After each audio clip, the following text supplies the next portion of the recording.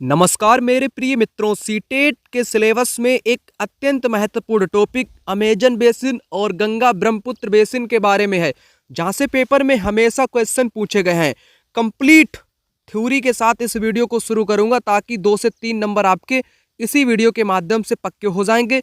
Notes से सारी जानकारी बताऊंगा और इस वाले चैप्टर से जितने भी पीवाईक्यू क्वेश्चन पूछे गए सभी वर्षों में उन क्वेश्चन को भी यहीं पर खत्म कर दूंगा।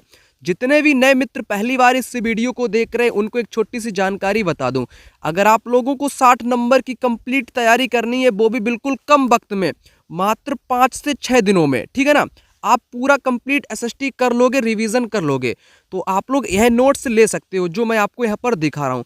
इन नोट्स में आपको कंप्लीट एनसीईआरटी हिस्ट्री, कंप्लीट आप लोगों को ज्योग्राफी, कंप्लीट आप लोगों को पॉलिटी, एसएसटी पेडागोजी सब कुछ मिलेगा। 60 नंबर का पूरा मटेरियल मात्र 199 रुपये में। और नोट्स में आपको पूछे गए सभी वर्षों के क्वेश्चन भी आपको मिल जाएंगे। जैसे जो चैप्टर आपको कराऊंगा उनसे जितने भी क्वेश्चन पेपर में आए हुए हैं वे सभी भी आपको मिल जाएंगे। नए मित्र इन नोट्स को कैसे लेंगे, कैसे तैयारी करेंगे, तो नंबर आपकी स्क्रीन पर है 9696400597। इस नंबर पे आप लोग मेरे से डायरेक्ट कॉल पर बात करके नोट्स ले सकते हो या व्हाट्सएप पर मैसेज करके भी नोट्स आप लोग ले सकते हो। फटाक से आप लोग नोट्स को ले लो, 5-6 दिन में आपकी कंप्लीट तैयारी हो जाएगी। तो चलिए इस वीडियो को यहाँ पर शुरू करते हैं।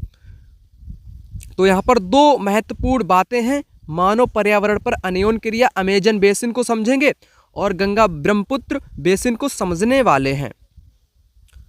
तो सबसे महत्वपूर्ण पॉइंट अमेजन बेसिन को समझा देता हूँ। भूमध्य रेखा के 10 डिग्री उत्तर से 10 डिग्री दक्षिण के मध्य भाग को भूमध्य रेखीय प्रदेश कहते हैं।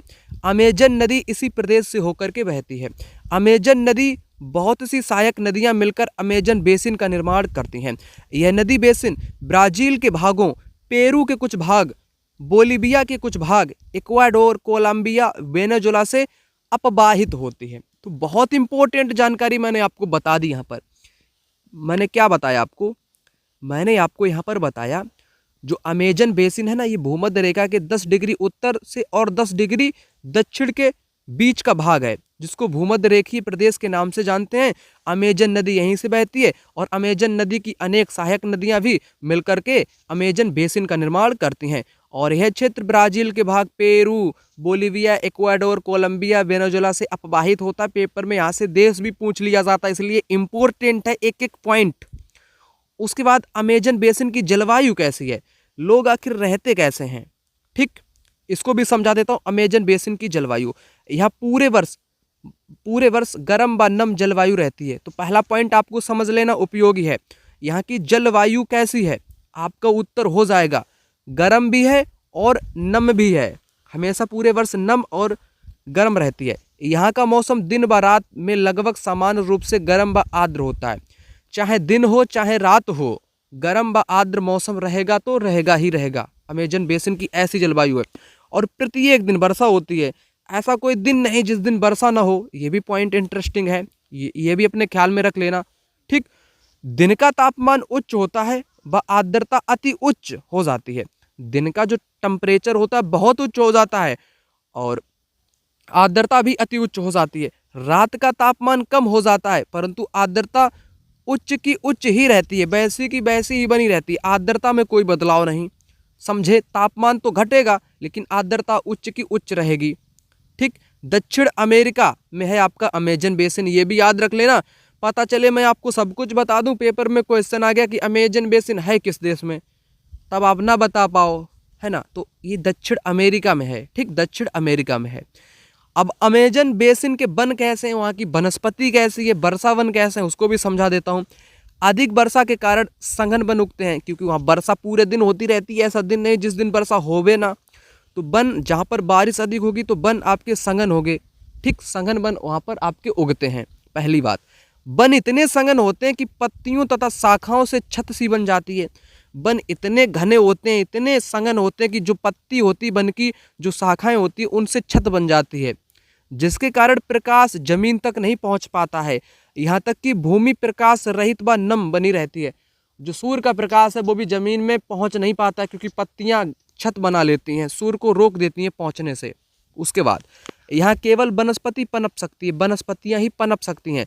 परजीवी पौधे के रूप में आर्किड ब्रोमीलाइड पाया जाता है। आर्किड और ब्रोमीलाइड किस बेसिन में पाए जाते हैं? आपका उत्तर होना चाहिए अमेजन बेसिन में पाए जाते हैं। ठीक, ब्रोमीलाइड क्या है? यह पौधा अपनी पत्तियों से जल को संचित रखता है। मेढक जैसे प्राणी इस जल के पॉकेट का उपयोग अंडा देने के लिए करते हैं। पेपर में यहाँ से क्वेश्चन आया है, मैंने कई बार कराया भी है। ठीक, कि मेढक अंडे देने के लिए पॉकेट का उपयोग करते हैं पत्तियों के रूप में। वो पौधा है कहाँ पर, या मेढक कहाँ पर इस प्रकार के हैं? तो अमेजन बेसिन आपका जवाब हो जाएगा। ब्रोमीलाइड क्या है? ब्रोमीलाइड एक प्रकार का पौधा है जिसमें जल भरा रखता है, पौधे में ही जल भरा रहता है और मेढक उसी पौधे के भीतर अंडा देता है। ठीक, इंटरेस्टिंग बात है ना, आपको पहले ही पता चली होगी, तो पढ़ो अच्छे से दिमाग से। वर्षा वन में प्राणी जात की प्रचुरता होती है। टूकन पक्षी, गुंजन पक्षी व बड़ी बड़ी चोंच वाले पक्षी भी पाए जाते हैं। तो टूकन पक्षी कहाँ पर है? किस वर्षा वन में है? अमेजन वर्षा वन में है। गुंजन पक्षी भी अमेजन वर्षा वन में है। बड़ी चोंच वाले भी पक्षी आपके पाए जाते हैं अमेजन वर्षा वन में।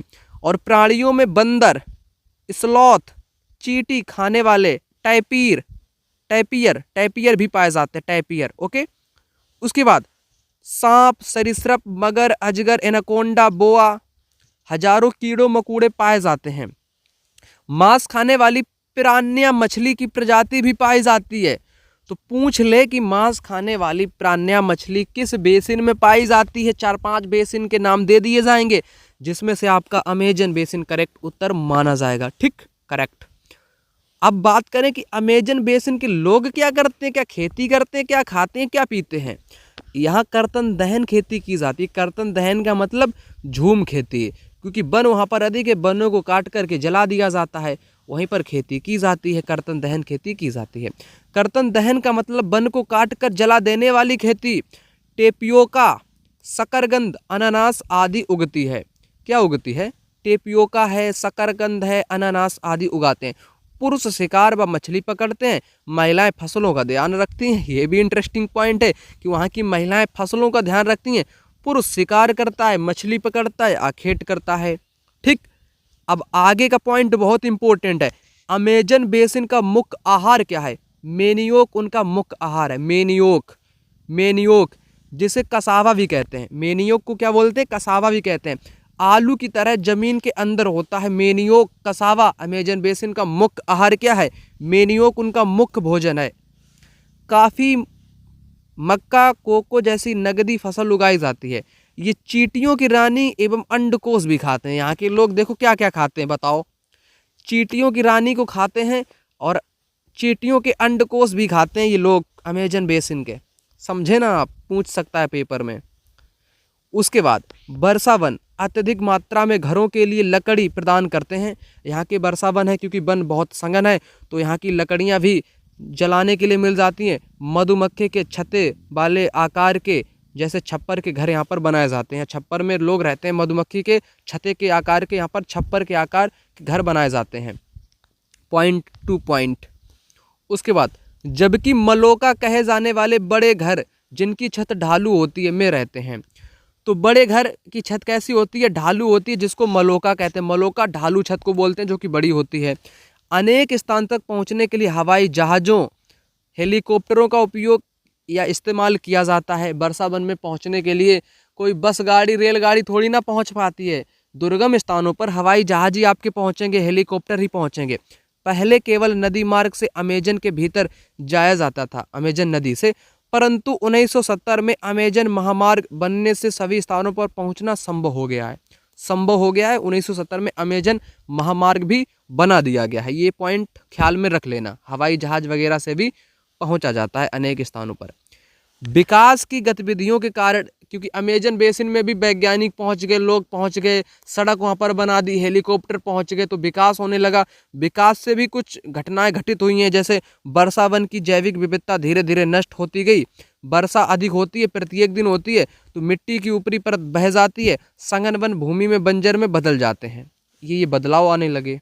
ठीक, अब मैंने ये पूरा बता दिया आपको अमेजन बेसिन के बारे में। अब इनसे जुड़े जितने भी क्वेश्चन होंगे उन क्वेश्चन को कराऊंगा आपको, ठीक। फिर उसके बाद गंगा ब्रह्मपुत्र पर आएंगे। पहला क्वेश्चन आपकी स्क्रीन पर पिछली बार आया था पेपर में, अमेजन बेसिन के बारे में कथन पढ़ो और उत्तर दो। यहाँ पूरे वर्ष गर्म व नम जलवायु रहती है, मैंने आपको बताया, करेक्ट हो जाएगा। लोग कर्तन दहन कृषि करते हैं, करेक्ट हो जाएगा। लोग मुख्यतः धान उगाते नहीं, क्या उगाते हैं? टेपियोका मैंने बताया, शकरकंद आपको बताई, मेनियोक बताया, मेनियोक जिसे कसावा बोलते हैं, मेनियोक जिसे कसावा बोलते हैं, आलू की तरह जमीन के भीतर पैदा किया जाता है, धान वान वगैरह नहीं उगाते हैं। बेसिन में कई स्थानों तक पहुंचने के लिए हवाई जहाज हेलीकॉप्टर का उपयोग किया जाता है, ये करेक्ट है। तो सी गलत है। सी जिन जिन में था उसको ऐसे ऐसे आपको काट देना है, तो आपके सामने ए बी डी उत्तर बचेगा। इस प्रकार से पेपर में आपको क्वेश्चन करना पड़ेगा। उसके बाद ये देखो, कौन सा विश्व का सबसे बड़ा नदी बेसिन है? तो अमेजन नदी बेसिन सबसे बड़ा है, और है कहाँ पर ये? तो है कहाँ पर? दक्षिण अमेरिका में है, साउथ अमेरिका में है, ठीक। उसके बाद ये क्वेश्चन देख लो भाई, कथनों के रूप में है अमेजन बेसिन के बारे में। यहाँ गर्म नम जलवायु रहती है, करेक्ट। यहाँ का मौसम दिन व रातों दोनों समय लगभग समान रूप से गर्म व आर्द्र होता है, करेक्ट। अमेजन बेसिन में प्रति एक दिन वर्षा होती है, करेक्ट। दिन का तापमान उच्च, रात के समय तापमान कम हो जाता है। हाँ, ये तो बात सही है आपकी। दिन का तापमान उच्च होता है और रात के समय भी तापमान कम हो जाता है, लेकिन आर्द्रता जो होती है वैसी की वैसी ही बनी रहती है, उच्च की उच्च बनी रहती है। चारों बातें आपकी करेक्ट हो जाएंगी यहाँ पर। उसके बाद फिर अमेजन बेसिन से जुड़ा हुआ क्वेश्चन है, नील नदी इस प्रदेश से होकर के बहती है, बिल्कुल गलत बात है। नील नहीं बहती है, अमेजन बहती है, अमेजन की बात हो रही। नील नदी ये अफ्रीका में है, मैं अमेरिका की बात कर रहा हूँ, आप अफ्रीका में चले गए, इसलिए गलत हो जाएगा आपका पहला वाला। नील नदी अफ्रीका में है, अफ्रीका में है, मैं बात कर रहा हूँ अमेजन बेसिन जो कि दक्षिण अमेरिका में है। यहाँ का मौसम दिन व रात दोनों ही समय गर्म व आर्द्र रहता है, करेक्ट। रात के समय थोड़ा तापमान कम हो जाता है, लेकिन आर्द्रता वैसी की वैसी ही बनी रहती है। बात मैंने कई बार आपको रिपीट करवाई है, इसलिए बी सी करेक्ट है, पहला गलत है, करेक्ट। मैंने यहाँ पर लिखा भी अमेजन बेसिन, अमेजन नदी बहती है और नील नदी अफ्रीका से बहती है। उसके बाद इस पॉइंट को समझा देता हूँ, अमेजन बेसिन में वनों के विनाश, अभी मैंने वन वाला बताया था ना, क्योंकि वर्षा के कारण मिट्टी की ऊपरी परत बह जाती है, सघन वन बंजर भूमि में बदल जाता है। विकास गतिविधियों के कारण ये सब कुछ हुआ है, वर्षा वन का बहुत बड़ा भाग लुप्त भी होता जा रहा है। दोनों आपके कैसे हो जाएंगे? बिल्कुल करेक्ट यहाँ पर हो जाएंगे। अब मैं गंगा ब्रह्मपुत्र बेसिन की बात करने वाला हूँ। अभी तक जितने भी मित्रों ने वीडियो को लाइक, चैनल को सब्सक्राइब नहीं किया, तो आप बहुत बड़ी गलती में हो। आपको ऐसा कंटेंट कोई भी नहीं प्रोवाइड करेगा, सब आपको मूर्ख बनाने की ओर अग्रसर हैं, है ना। तो कंटेंट के साथ समझौता मत करें। आप वीडियो को लाइक कर दें, चैनल को सब्सक्राइब कर लें, और कमेंट बॉक्स में आप कहाँ से इस वीडियो को देख रहे हैं उसको भी कमेंट करके बता दें। अब बात कर लेते हैं गंगा ब्रह्मपुत्र बेसिन की। गंगा ब्रह्मपुत्र की सहायक नदियाँ भारतीय उपमहाद्वीप में बेसिन का निर्माण करती हैं, और यह बेसिन उपोष्ण में 10 डिग्री उत्तर से 30 डिग्री उत्तर अक्षांश में है। उपोष्ण में है 10 डिग्री उत्तर और 30 डिग्री उत्तर के बीच में। घाघरा, सोन, चंबल, गंडक, कोसी जैसी सहायक नदियां इसमें अपवाहित होती हैं। घाघरा, सोन, चंबल, गंडक। मैदानी क्षेत्र में अनेक चाप झील पाई जाती हैं। मैदानी क्षेत्र में क्या पाई जाती है? चाप झील पाई जाती है। यहाँ की जलवायु कैसी है? मानसूनी जलवायु है। बेसिन क्षेत्र में विभिन्न प्रकार की स्थलाकृतियां भी पाई जाती हैं। पर्वतीय क्षेत्र में कम जनसंख्या है और मैदानी क्षेत्र में जनसंख्या घनत्व अधिक है, क्योंकि मैदानी क्षेत्र में नदियां हैं, मैदानी क्षेत्र में कृषि के लिए भूमि उपजाऊ है, खेती अच्छी होती है। पर्वतों में कहाँ खेती होती है? पर्वत क्षेत्र में कम होगी जनसंख्या, मैदानी क्षेत्र में अधिक जनसंख्या होगी। उसके बाद धान यहाँ की मुख्य फसल है। धान यहाँ की मुख्य फसल है गंगा ब्रह्मपुत्र बेसिन की। अन्य फसलें गेहूं, मक्का, ज्वार, चना, बाजरा, गन्ना, जूट जैसी नगदी फसल भी उगाई जाती हैं। गंगा ब्रह्मपुत्र बेसिन का चित्र भी आपको दिखा दूं, ये है पूरा अपवाहित क्षेत्र गंगा ब्रह्मपुत्र जिसको बोलते हैं, ठीक। अब उसके बाद पॉइंट टू पॉइंट है यहाँ पर। विभिन्न भू आकृतियों के अनुसार वनस्पति में भी भिन्नता पाई जाती है। भू आकृति के अकॉर्डिंग वनस्पति में भी अलग अलग भिन्नताएं पाई जाती हैं। गंगा ब्रह्मपुत्र के मैदान में सागवान, साखू, पीपल के साथ उष्णकटिबंधीय पर्णपाती पेड़ भी पाए जाते हैं। घने बांस के झुरमुट भी पाए जाते हैं। घने बांस जानते हो ना आप लोग, तो उसके झुरमुट भी पाए जाते हैं, बांसों के झुरमुट भी पाए जाते हैं। डेल्टा क्षेत्र मैंग्रोव वन से घिरा है। डेल्टा जो क्षेत्र है वो किन वन से है? मैंग्रोव वन से घिरा हुआ है। सारे पॉइंट इंपॉर्टेंट है, कोई भी पॉइंट मैं छोड़ नहीं सकता हूँ। अभी क्वेश्चन के वक्त आपको बताऊंगा कि कहाँ से पेपर में प्रश्न पूछा जाता है। उत्तराखंड, सिक्किम, अरुणाचल प्रदेश की ठंडी जलवायु एवं तीव्र ढालों में शंकुधारी वन पाए जाते हैं। शंकुधारी कहाँ पर पाए जाते हैं? तो जवाब आपका हो जाएगा उत्तराखंड, सिक्किम, अरुणाचल प्रदेश की ठंडी जलवायु एवं तीव्र ढालों में शंकुधारी वन पाए जाते हैं। हाथी, बाघ, हिरण भी पाए जाते हैं। एक सींग वाला गैंडा ब्रह्मपुत्र मैदान में पाया जाता है। एक सींग वाला गैंडा ब्रह्मपुत्र मैदान में पाया जाता है। ठीक, तो ब्रह्मपुत्र मैदान पता है असम। एक सींग वाला गैंडा कहाँ पर, मैंने बता ही दिया आपको। ठीक, डेल्टा क्षेत्र में बंगाल टाइगर, मगर तथा घड़ियाल भी पाए जाते हैं। डेल्टा क्षेत्र में बंगाल टाइगर, मगर, घड़ियाल पाए जाते हैं। और जलीय जीव रोहू, कतला, हिल्सा मछली पाई जाती है। रोहू, कतला, हिल्सा मछली पाई जाती हैं। गंगा ब्रह्मपुत्र मैदान में कई प्रमुख शहर प्रयागराज, कानपुर, वाराणसी, लखनऊ, पटना, कलकत्ता जैसे 10 लाख से अधिक जनसंख्या वाले शहर गंगा नदी के किनारे बसे हैं। ये पॉइंट भी इम्पोर्टेंट है। और आगे, पर्यटन इस बेसिन की महत्वपूर्ण क्रिया है। पर्यटन, क्योंकि आगरा यमुना नदी के किनारे है। ताजमहल है, क्योंकि ये गंगा में ही विलीन हो जाती है यमुना। इलाहाबाद में संगम गंगा यमुना। बिहार में बौद्ध स्तूप। असम का काजीरंगा राष्ट्रीय उद्यान। ठीक, ये पर्यटन का भी हिस्सा है आपका ये गंगा ब्रह्मपुत्र बेसिन। समझे आप लोग? मैंने करा दिया ना सब कुछ, लगभग सब कुछ ही मैंने आपको करा दिया। अब जितना कराया ना उनसे जुड़े हुए क्वेश्चन करा देता हूँ। देखो, भारतीय उपमहाद्वीप में गंगा ब्रह्मपुत्र बेसिन की व्याख्या करने वाले कथन का चयन करें। इस प्रदेश में शंकुधारी वन उगते हैं। उत्तराखंड, सिक्किम वाले इलाके में, ढालू पर्वतीय क्षेत्र में, ठंडे क्षेत्र में। करेक्ट, ये यहाँ पर करेक्ट आपका हो जाएगा। अभी मैं बताऊंगा क्यों गलत है। यह बेसिन उपोष्ण में स्थित है। करेक्ट, 10 डिग्री से 30 डिग्री के बीच। इस क्षेत्र की जलवायु मुख्यतः मानसूनी है। बेसिन क्षेत्र में विभिन्न प्रकार की स्थलाकृतियां भी पाई जाती हैं। यहाँ पर आपके A, B, C, D सभी सही दिए गए हैं, लेकिन आंसर की में इसका आंसर शंकुधारी वन नहीं माना गया, क्योंकि ये बहुत कम पाए जाते हैं। लेकिन यहाँ पर लिख दिया कि व्याख्या करने वाले, व्याख्या आपका B, C, D हो जाएगा। ठीक, B, C, D यहाँ पर हो जाएगा। ठीक, अब देखो अगला है, गंगा ब्रह्मपुत्र बेसिन के पर्वतीय क्षेत्र में कम लोग रहते हैं, क्योंकि पहाड़ों में कौन बसेगा, वहाँ पर कौन सी खेती होगी, तो कम लोग रहेंगे ही रहेंगे ना। और जनसंख्या के वितरण में पर्यावरण की प्रमुख भूमिका होती है। करेक्ट। उसके बाद गंगा ब्रह्मपुत्र बेसिन की विशेषता नहीं है। मैदानी क्षेत्र में ओक्सबो लेक, चाप झील पाई जाती हैं। करेक्ट, मैदानी क्षेत्र में जनसंख्या घनत्व अधिक है। करेक्ट, डेल्टा क्षेत्र मैंग्रोव वनों से आच्छादित है या घिरा हुआ है। अभी मैंने आपको बताया था। भूमि कर्तन दहन खेती की जाती है, नहीं, कर्तन दहन नहीं की जाती है, ये बात गलत है। यहाँ पर कर्तन दहन नहीं की जाती, नगदी फसल की जाती है, वाणिज्यिक खेती की जाती है, गहन कृषि की जाती है। कर्तन दहन तो आपकी अमेजन बेसिन में की जाती है, काटने जलाने वाली खेती, जहाँ पर वन अधिक होते हैं। ठीक, समझ गए? तो फोर्थ आपका गलत यहाँ पर हो जाएगा। तो ये भी टॉपिक यहीं पर हो जाता है। द एंड सारी चीज़ों को मैंने आपको समझा दिया, कोई भी पॉइंट मैंने छोड़ा नहीं आप लोगों के लिए।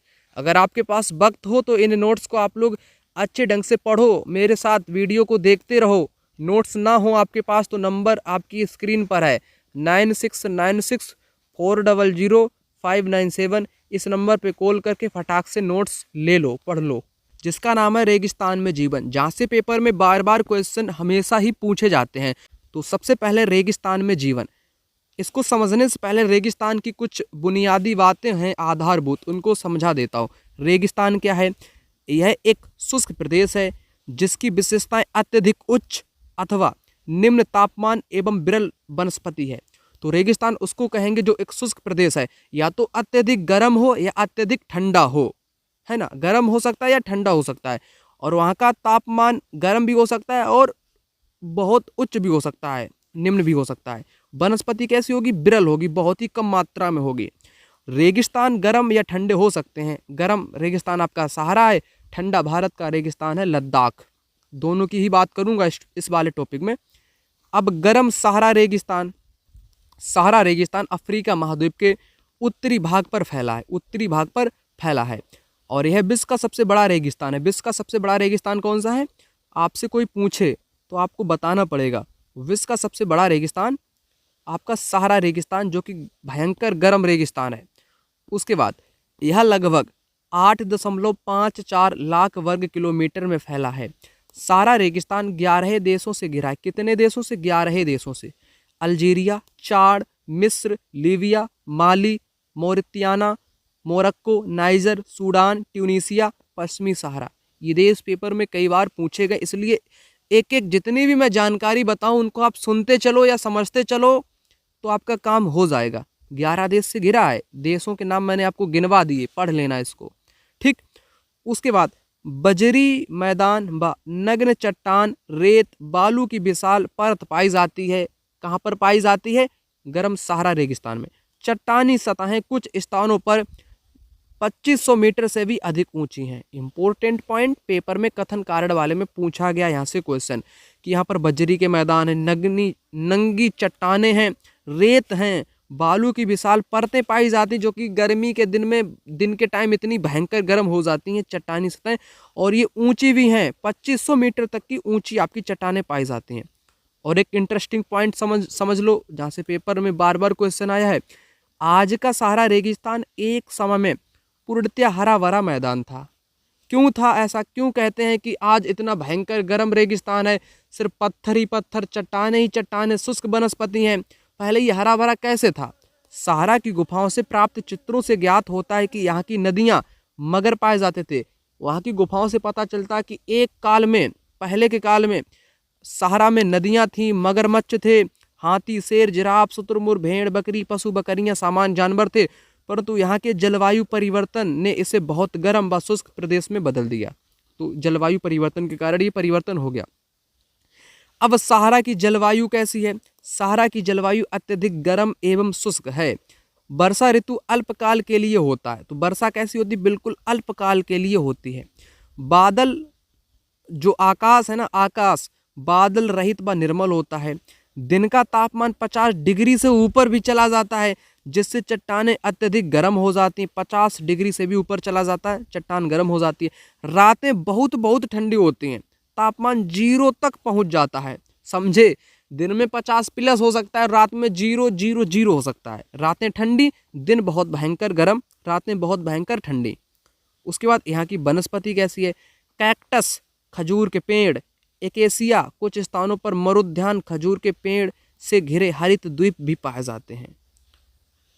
ठीक है ना? वनस्पति में कैक्टस, खजूर पेड़, एकेसिया पाए जाते हैं। जानवर में ऊंट, लकड़बग्गा, लोमड़ी, बिच्छू, सांप, छिपकली पाई जाती है। नोट, सारा रेगिस्तान में वैज्ञानिकों को मछलियों के कंकाल भी मिले हैं। सारा रेगिस्तान में मछलियों को कंकाल भी मिले हैं वैज्ञानिकों को। पॉइंट इंपॉर्टेंट है। उसके बाद सहारा रेगिस्तान के लोग क्या करते हैं, क्या खाते हैं, क्या पीते हैं, क्या जीवन जीते हैं, बताओ। बेदुइन एवं तुआरेंग समुदाय के लोग हैं। यहाँ पर कौन से? बेदुइन एवं तुआरेंग समुदाय के लोग हैं। चलवासी जनजाति के लोग भेड़, बकरी, ऊंट आदि पशुओं को पालते हैं। पशु की खाल से पेटी, जूते, पानी की बोतल, पशुओं के बाल से चटाई, कालीन, कपड़े, कंबल बनाते हैं। तो पशु की जो खाल होती है उनसे पेटी, जूते, पानी की बोतल बना लेते हैं, और पशुओं के जो बाल होते हैं उनसे चटाई, कालीन, कपड़े, कंबल बना लेते हैं। और एक पॉइंट बड़ा ही इम्पोर्टेंट है, इतना समझा दिया मैंने, ठीक। उसके बाद देखो, धूल भरी आंधी से बचने के लिए भारी वस्त्र पहनते हैं लोग, क्योंकि यार वहाँ का दिन एकदम बहुत बहुत गर्म होता है, धूल उड़ती रहती है, बालू उड़ती रहती है, रेत, तो भारी वस्त्र का इस्तेमाल किया जाता है, भारी वस्त्रों का, ठीक। अब उसके बाद यहाँ पर है, सहारा में मरुद्यान एवं मिस्र में नील घाटी लोगों को निवास में मदद करती है। सहारा में मरुद्यान है। मरुद्यान क्या, अभी मैं आपको बताऊंगा, ठीक। मरुद्यान यहाँ पर लिखा है, एनसीईआरटी फैक्ट है, पॉइंट है। मरुद्यान, तो सहारा में लोग कहाँ रहेंगे? मरुद्यान में रहेंगे। और मिस्र में नील घाटी में लोगों को निवास में मदद करती है। मिस्र में उगाए जाने वाले कपास पूरे दुनिया में फेमस है। ये बहुत इंपॉर्टेंट पॉइंट है कि मिस्र में जो उगाई जाने वाली कपास है वो पूरे दुनिया में फेमस है, ठीक। नमक के व्यापार में ऊँटों का स्थान ट्रक ले रहे हैं। अब ट्रक आ गए, तुआरेंग समुदाय पर्यटन का काम करते हैं। तुआरेंग समुदाय किसका काम करते हैं? पर्यटन का काम करते हैं। अभी ये पॉइंट था, इसको बताने वाला हूं मैं। जब रेत को पवन उड़ा ले जाती है तो वहां गर्त बन जाती है। जहां गर्त में भूमिगत जल सतह पर आ जाता है वहां मरुद्यान बनते हैं। ये क्षेत्र उपजाऊ होते हैं, यहाँ लोग आसपास निवास करते हैं, खजूर के पेड़, अन्य फसलें भी उगाते हैं। कभी कभी यह मरुद्यान असमान रूप से बड़ा भी हो सकता है। मोरक्को में टैफिलालेट मरुद्यान ऐसा एक विशाल मरुद्यान है जो 13,000 वर्ग किलोमीटर क्षेत्र में फैला हुआ है। तो मरुद्यान क्या है? आपने समझा, जब रेत को पवन उड़ा ले जाती है, मान लो रेत है एक जगह, यहाँ पर रेत बहुत इकट्ठी है, पवन आई तेज, इसको उड़ा ले गई तो गड्ढा बन गया, पानी आ गया यहाँ पर, ठीक, पेड़ उग गए, लोग रहने लगे आसपास। तो यही है आपका मरुद्यान, समझ गए। अब मैंने आपको यहाँ पर बताया, क्या बताया? सहारा रेगिस्तान को पूरी तरह बता दिया। अब मैं बात कर लेता हूँ इनसे जुड़े हुए क्वेश्चन की। जैसे क्वेश्चन यह वाला है आपके सामने, दिए गए कथनों को ध्यान से पढ़ें। सहारा रेगिस्तान एक समय में पूर्णतः हरा भरा मैदान था। बिल्कुल था, क्योंकि सहारा की गुफाओं से चित्र, नदियाँ, मगरमच्छ, पशु, बकरियाँ, भेड़ बकरी, ये सब मिला है। दोनों आपके कैसे हो जाएंगे? करेक्ट हो जाएंगे। उसके बाद ये देख लो सहारा रेगिस्तान के बारे में। आज का सहारा एक समय में पूर्णतः हरा भरा मैदान था। करेक्ट। सहारा मरुस्थल की जलवायु गर्म एवं शुष्क है। करेक्ट। सहारा की रातें अत्यंत ठंडी होती हैं, तापमान गिरकर लगभग 0 डिग्री हो जाता है। करेक्ट। सहारा के लोग भारी वस्त्र पहनते हैं। करेक्ट, क्योंकि धूल भरी आंधी चलती है। चारों बातें कैसी हो जाएंगी? बिल्कुल करेक्ट आपकी हो जाएंगी। उसके बाद देखो, सहारा मरुस्थल के गुफा चित्रों में नदियों और विभिन्न प्रकार के जानवरों को दिखाया गया है, क्योंकि जलवायु परिवर्तन हुआ है इसलिए। और देखो मरुस्थलों के बारे में या मरुस्थल के बारे में है क्वेश्चन यहाँ पर। रेगिस्तान मरुस्थल एक शुष्क प्रदेश होता है। मरुस्थल की विशेषता यहाँ केवल आ गया भाई, केवल उच्च तापमान नहीं, मरुस्थल आपके उच्च तापमान भी पाया जा सकता है और निम्न यानी कि ठंडा तापमान भी हो सकता है। जैसे लद्दाख तो आपका बिल्कुल ठंडा ही ठंडा है, अभी बताऊंगा आपको, इसलिए ये गलत है। बी बी बी बी ए सी बचेगा यहाँ पर। मरुस्थलीय क्षेत्र में बालू के विशाल फैलाव के साथ बजरी के मैदान, पठारी इलाके भी पाए जाते हैं। नंगी चट्टानें भी पाई जाती हैं जो दिन के टाइम बहुत गर्म हो जाती हैं सहारा में। ठीक, करेक्ट। अब देखो 11 देश से आपका घिरा है सहारा रेगिस्तान, अल्जीरिया से, माली से, नाइजर से, लेकिन जाम्बिया कोई देश नहीं है। इसलिए मैंने शुरुआत में आपको कहा कि 11 देश को आपको स्मरण रखना पड़ेगा, क्योंकि एक गलत डालेगा उसी को पहचानना पड़ेगा, जो आपके साथ यहाँ पर क्वेश्चन में आपको दिखा दिया। अब मैं लद्दाख की बात कर लेता हूं। ठंडा रेगिस्तान लद्दाख, ठंडा रेगिस्तान लद्दाख। जम्मू एवं कश्मीर के पूर्व में बृहद हिमालय में स्थित लद्दाख एक ठंडा रेगिस्तान है। कैसा है? ठंडा रेगिस्तान है। इसको ऐसा कर लेता हूं ताकि दिख सके। अब ठीक है।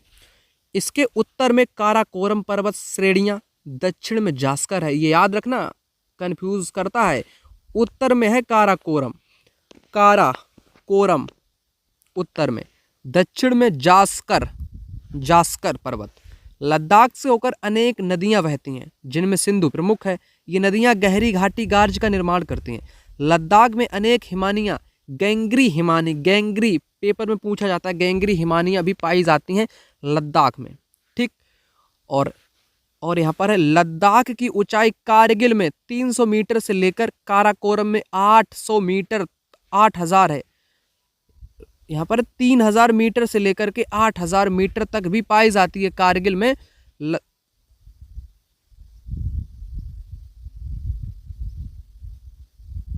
यहाँ पर मैं बता रहा था कारगिल में 3000 मीटर से लेकर के काराकोरम में 8000 मीटर तक की ऊंचाई पाई जाती है लद्दाख की। अत्यधिक ऊंचाई के कारण ही क्या है? यहाँ पर अत्यधिक ऊंचाई के कारण ही जलवायु अत्यधिक शीतल एवं शुष्क है।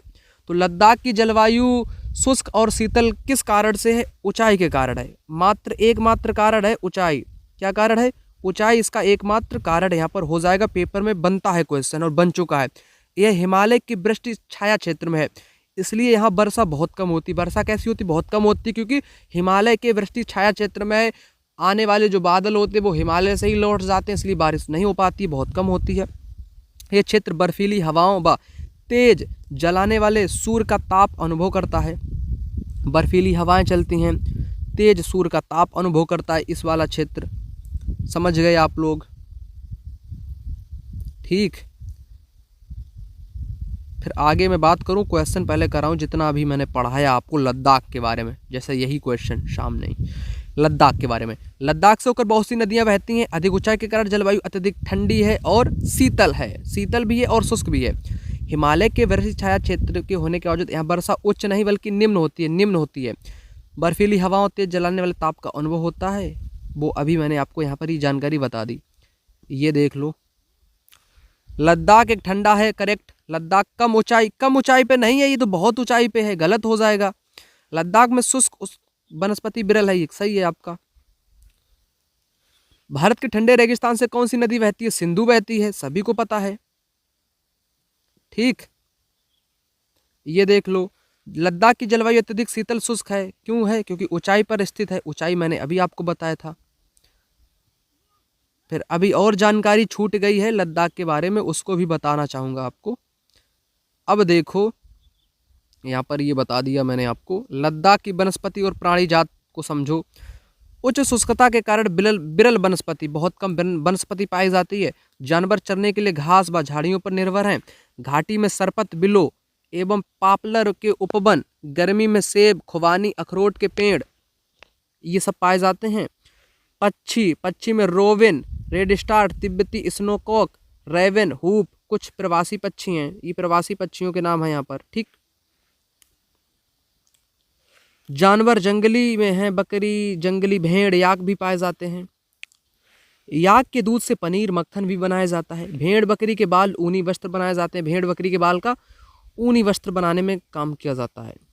डू यू नाउ, क्या आप जानते हैं मनाली लेह राजमार्ग 4 दर्रों से गुजरता है? रोहतांग दर्रा, बारालाचा, लुनगालाचा, टंगलंग ला दर्रा। यह राजमार्ग केवल जुलाई से सितंबर के बीच में खुलता है, जब बर्फ को मार्ग से हटा दिया जाता है। लद्दाख को खापाचान भी बोलते हैं, जिसका अर्थ है हिम भूमि।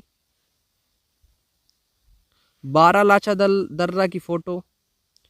उसके बाद ये बहुत इंपॉर्टेंट पॉइंट है, एक पेपर में क्वेश्चन भी यहीं से बनता है। चीरू या तिब्बती एंटीलोप एक विलुप्त प्राय जीव है।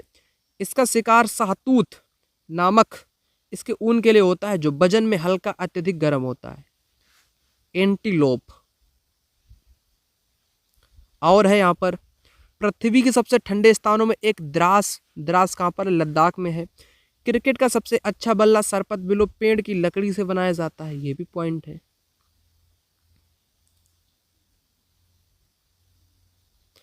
क्वेश्चन तो मैंने आपको कराई दिए, ये देख लो।